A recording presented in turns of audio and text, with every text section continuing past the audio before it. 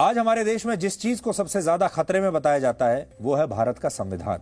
और इसी संविधान की रचना करने वाले डॉक्टर भीमराव अंबेडकर की आज 131वीं जयंती है। वर्ष 1891 में आज ही के दिन डॉक्टर अंबेडकर का जन्म हुआ था और उन्हें भारत के संविधान का चीफ आर्किटेक्ट भी कहा जाता है। हमारे देश में डॉक्टर अंबेडकर के नाम पर कई दशकों से राजनीति होती आई है और भारत में कुल मिलाकर छोटी बड़ी 2858 पार्टियां हैं, जिनमें से 212 पार्टियां ऐसी हैं जो खुद को अंबेडकर के सिद्धांतों से प्रेरित बताती हैं और इनके नेता अंबेडकर के नाम की ठेकेदारी करके सत्ता हासिल करने की कोशिश करते रहते हैं। लेकिन आज हम आपको यह बताएंगे कि इनमें से किसी ने भी आप लोगों तक अंबेडकर के असली विचारों को पहुंचने नहीं दिया। आज हम डॉक्टर अंबेडकर के कुछ ऐसे विचार लेकर आए हैं जिन्हें मानना तो दूर बल्कि भारत के लोगों ने ठीक उनके विपरीत काम किया है और आप भी आज हैरान रह जाएंगे। इसलिए डॉक्टर अंबेडकर के जन्मदिन को मनाना, लोगों को बधाई देना तो एक तरीके से एक परंपरा सी बन गई है और सभी लोग उसे निभा देते हैं, लेकिन डॉक्टर अंबेडकर को ठीक से समझा कोई नहीं। आज हमें यह बताते हुए बहुत दुख हो रहा है कि आज जब पूरा देश डॉक्टर अंबेडकर को याद कर रहा है, तब देश की राजधानी दिल्ली के पास नोएडा के एक इलाके में अंबेडकर की प्रतिमा को तोड़ दिया गया। इस मामले में पुलिस ने अज्ञात लोगों के खिलाफ मुकदमा दर्ज किया है और ऐसा बताया जा रहा है कि यह घटना इस इलाके में सांप्रदायिक तनाव बढ़ाने की मंशा से की गई। यानी अंबेडकर ने जिस देश को एक धर्मनिरपेक्ष संविधान दिया, उसी देश में आज उन्हीं की जयंती पर सांप्रदायिक तनाव फैलाने की खबरें आ रही हैं। असल में आजाद भारत को लेकर अंबेडकर के जितने भी विचार थे और वो जिस तरह के भारत का सपना देखते थे, उन विचारों का कभी पालन हुआ ही नहीं। अंबेडकर मानते थे कि कोई भी नेता देश से बड़ा नहीं होता और इसीलिए किसी भी नेता की मूर्ति लगाकर उसकी पूजा करना इस देश के नागरिकों के लिए सही नहीं होगा। यानी अंबेडकर नेताओं की प्रतिमा लगाकर उन्हें स्मरण करने के खिलाफ थे। लेकिन भारत के नेताओं ने इसी देश में अंबेडकर की हजारों मूर्तियां बनवाई और उनके नाम पर चुनावों में वोट मांगे और कुछ मीडिया रिपोर्ट्स के मुताबिक आज पूरे देश में सबसे ज्यादा प्रतिमाएं डॉक्टर अंबेडकर की ही हैं। और ऐसा नहीं कि डॉक्टर अंबेडकर ये कहकर गए हों कि मेरी प्रतिमा बनवाइएगा, वो तो इसके खिलाफ थे।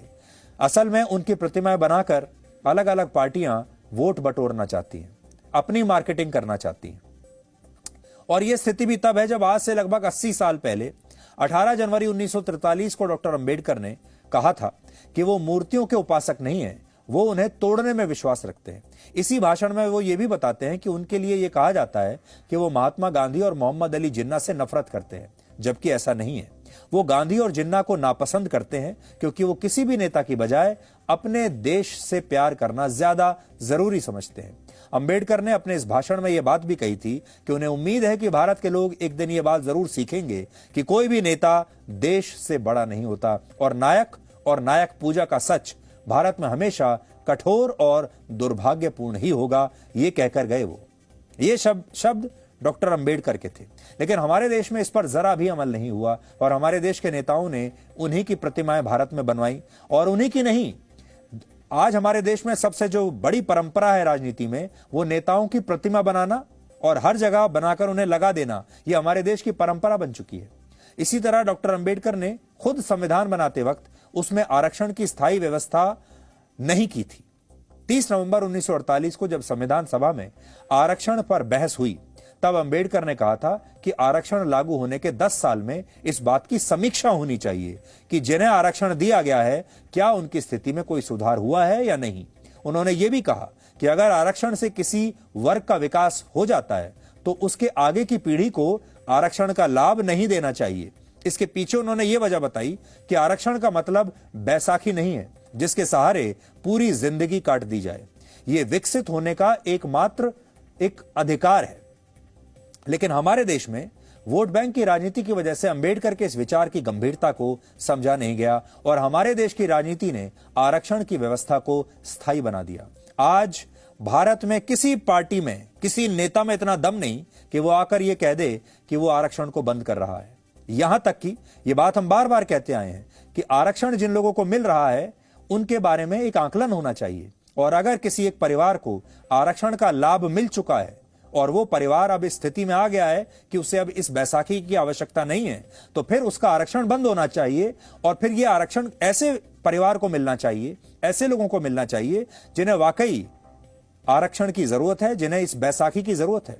आज हमारे देश में किसी पार्टी की हिम्मत नहीं, अंबेडकर के जो अनुयायी हैं, अंबेडकर के नाम पर जो राजनीति कर रहे हैं, उनमें भी यह हिम्मत नहीं है कि वो डॉक्टर अंबेडकर के इस विचार को अपने लोगों के सामने स्वीकार कर लें। कोई इस बारे में बात भी नहीं करेगा, क्योंकि जैसे ही वो ऐसा करेंगे चुनाव हार जाएंगे। इसलिए डॉक्टर अंबेडकर ने तो आरक्षण को समाज को सुधारने के लिए पेश किया था देश के सामने, लेकिन उनके चेलों ने, उनके शिष्यों ने इसे चुनाव जीतने का एक फॉर्मूला बना लिया। अंबेडकर भारत बंद और सत्याग्रह जैसे पारंपरिक आंदोलनों के भी खिलाफ थे, लेकिन हमारे देश के लोगों ने उनके इस विचार को भी कभी नहीं अपनाया। वर्ष 1949 में संविधान सभा में दिए अपने आखिरी भाषण में अंबेडकर ने कहा था कि भारत को अगर आगे बढ़ना है तो उसे प्रजातंत्र में विरोध जताने की उन परंपराओं को छोड़ना होगा जिनमें सत्याग्रह और असहयोग जैसे आंदोलन किए जाते हैं। उन्होंने कहा था कि जब लोग संवैधानिक अधिकार और लोकतांत्रिक व्यवस्था होते हुए भी पारंपरिक आंदोलन को विरोध के तरीके के रूप में अपनाएंगे तो फिर आजादी का कोई मतलब नहीं रह जाएगा। इसको और आप अगर ठीक से समझना चाहें तो मैं आपको उनका यह भाषण पढ़कर सुनाता हूं। देखिए, उसकी कॉपी आज मेरे पास है। वो कहते हैं, यदि हम लोकतंत्र को केवल रूप में ही नहीं वरन यथार्थ में बनाए रखना चाहते हैं तो हमें क्या करना चाहिए? मेरे विचार अनुसार सबसे पहले हमें यह करना चाहिए कि अपने सामाजिक और आर्थिक उद्देश्यों की पूर्ति के लिए हमें संवैधानिक रीतियों को दृढ़तापूर्वक हम अपनाएं। इसका अर्थ यह है कि क्रांति की निर्मम रीतियों का हम परित्याग करें। इसका अर्थ यह है कि सविनय अवज्ञा, असहयोग और सत्याग्रह की रीति का हम परित्याग करें। आर्थिक तथा सामाजिक उद्देश्यों की पूर्ति के लिए जब कोई मार्ग न रहे तब तो इन असंवैधानिक रीतियों का अपनाना बहुत कुछ रूप में न्यायपूर्ण हो सकता है, पर जब संवैधानिक रीतियों का मार्ग खुला हुआ है कि इन असंवैधानिक रीतियों का अपनाना कभी न्याय संगत नहीं हो सकता। ये रीतियां अराजकता के सूत्रपात के अतिरिक्त और कुछ नहीं है, और जितना शीघ्र इनका परित्याग किया जाए उतना ही हमारे लिए अच्छा होगा।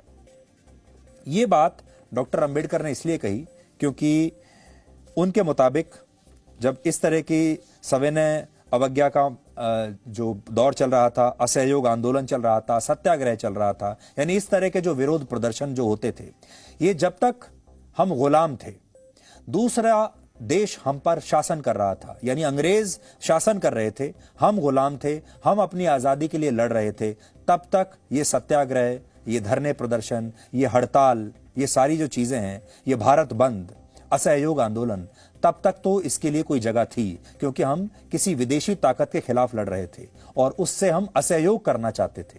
लेकिन जब हमारा देश आजाद हो चुका है और जब हमारे देश में एक संविधान बन चुका है, हमारे देश में नियम कानून बन चुके हैं, और वो भी हमारे देश के लोगों ने बनाए हैं, हमारे अपने नेताओं ने बनाए हैं, हमारी अपनी चुनी हुई सरकार ने बनाए हैं, तो फिर हम अपने ही देश के संविधान के खिलाफ, अपने ही देश की व्यवस्था के खिलाफ असहयोग कैसे कर सकते हैं? उसके खिलाफ आंदोलन कैसे कर सकते हैं? उसके खिलाफ प्रोटेस्ट कैसे कर सकते हैं? इसीलिए उन्होंने कहा कि आजादी मिलते ही अब इस तरह के आंदोलन, भूख हड़ताल, बंद वगैरह समाप्त हो जाने चाहिए। लेकिन ऐसा कभी नहीं हुआ, और आप देखते हैं कि आज भी हमारे देश में प्रोटेस्ट करने का जो तरीका है वही चल रहा है जो अंग्रेजों के जमाने में चलता था, यानी उसी तरह की भूख हड़ताल होती हैं, उसी तरह के बंद किए जाते हैं, चक्का जाम किया जाता है, असहयोग आंदोलन किया जाता है, धरने पर बैठा जाता है, विरोध प्रदर्शन किए जाते हैं, सड़कों को रोक दिया जाता है। इस तरह की चीजें आज भी की जाती हैं।